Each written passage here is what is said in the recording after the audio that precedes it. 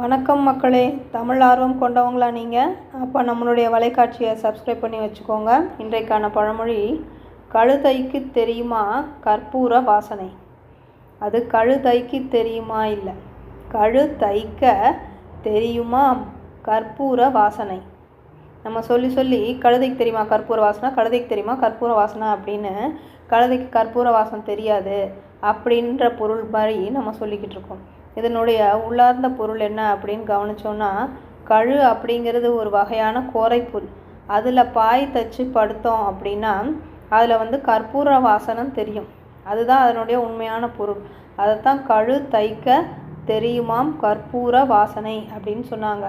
கழுன்ற கோரைப்புல்லை கொண்டு பாய் தைத்து நாம் அதில் படுத்து வந்தோம் அப்படின்னா அதில் கற்பூர வாசம் வீசும். அதைத்தான் கழு தைக்க தெரியுமாம் கற்பூர வாசனை அப்படின்னு சொல்லியிருக்காங்க.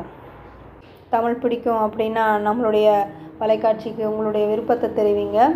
நம்மளோட காணொளிகள் எதெல்லாம் உங்களுக்கு பிடிச்சிருக்கோ அதெல்லாம் மற்றவர்களுக்கும் பகிருங்க.